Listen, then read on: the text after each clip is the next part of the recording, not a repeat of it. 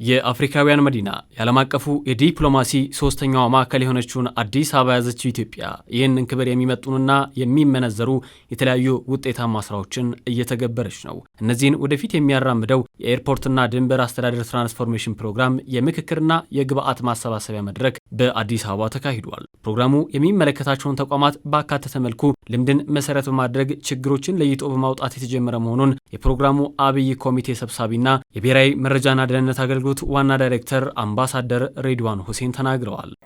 በሁሉም ቁልፍ ባለድርሻ አካላት ላይ ጥልቅ የዳሰሳ ጥናት በማካሄድ ክፍተቶች ተለይተዋል።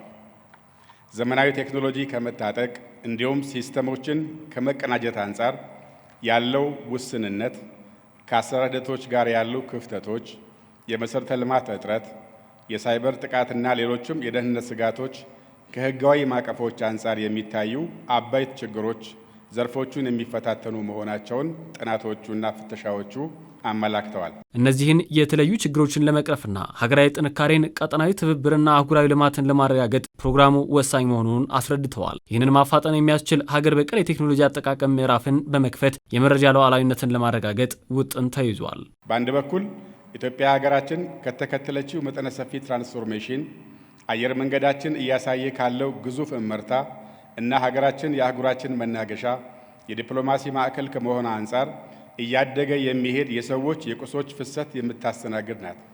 በዚሁ ልክ ቀጠናው ካለው ተጋላጭነት አንጻር እየተበራከተ የመጣ ወንጀልን መከላከልና የተቀናጀ በቴክኖሎጂ የተደገፈ ስርዓት ማበጀትም ግድ ይላል።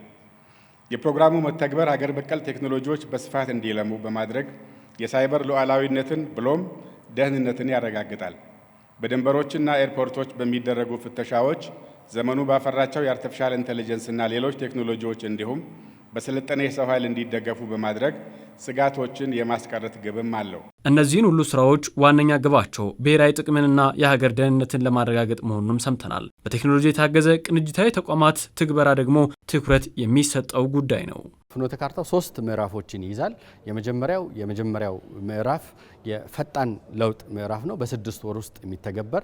ሁለተኛው በአንድ ዓመት ጊዜ ውስጥ ተግባራዊ የሚደረግ፣ እንደዚሁም ሶስተኛው ምዕራፍ በ1 ዓመት ተኩል ተግባራዊ የሚደረግ ነው። አጠቃላይ የኦፕሬሽናል ሂደቱን እንደ አዲስ ፈትሾ ማዘመን ማላቅ ይገባል ማለት ነው። ለማዘመን ለማላቅ ደግሞ በየተቋማቱ ያሉ የሳይሎ አፕሮችን በተቀናጀ መልኩ በማድረግ የብሔራዊ የኤርፖርትና ላንድ ቦርደር ትራንስፎርሜሽንን እውን በማድረግ ደህንነትን፣ አገልግሎትን ማላቅ እንችላለን። ለዚህ ደግሞ መረጃ ሁሉንም እንቅስቃሴዎች በተጠንቀቅ መምራት እንዲችል ታስቧል። ጥናትን መሰረት ያደረገ ክፍተትን መለየት ምላሽ ለመስጠት ያስችላል። የተሳለጠ የሰዎችና የቁስ እንቅስቃሴ እንዲኖር ማድረግ የሚያስችልና በዚህ ሂደት ውስጥ ደግሞ ደህንነቱ የተረጋገጠ እንቅስቃሴ እንዲኖር ማድረግ የሚያስችል መረጃ ላይ ዳታ ላይ የተመሰረተ ወጥ የሆነ የተቀናጀ የድንበር አስተዳደር ስርዓት እንዲኖር ማድረግ የሚያስችል ጥናት ተጠንቶ ጋፑ ተለይቶ ምክረ ሀሳቦች ተቀምጠው እነዚህ ምክረ ሀሳቦች ደግሞ በፌዴራልም በክልል ተቋማትም የጋራ አረዳድ ወስደን የምንሰራቸውን ስራዎች ደግሞ አሳይመንት ወስደን መስራት እንዲቻል የሚያስችል ወርክሾፕ ነው ዛሬ ያዘጋጀ ነው። ዛሬ ላይ ዓለም የደረሰበት የዲጂታሉ ዘመን አጠቃቀም ላይ የሀገርን ሕልውና ማረጋገጥ ጊዜ የማይሰጠው ጉዳይ ነው። ለዚህም ይህ ፕሮግራም ከሀገራዊ ግቦች ጋር ተጣምሮ የመፍትሄው መንገድ ይሆናል ተብሎ ታቅዷል።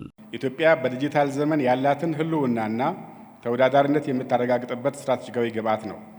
የዲጂታል ኢትዮጵያ 2030 ግባችን ታሳቢ ያደረገ የፍኖተ ካርታ መዘጋጀቱን በዚህ ማዕቀፍ የሚታይ ነው። የዚህ ፕሮግራም ፈጥኖ መጀመር ሀገራችን በቅርቡ ለምታስተናግደው ኮፕ 32 ኮንፈረንስ ስኬትም ትልቅ አቅም ይፈጥራል። በመድረኩ የፌዴራል ተቋማት ኃላፊዎች፣ የክልል ርዕሳነ መስተዳድሮችና ከንቲባዎችን ጨምሮ የተለያዩ ባለድርሻ አካላት ተገኝተዋል።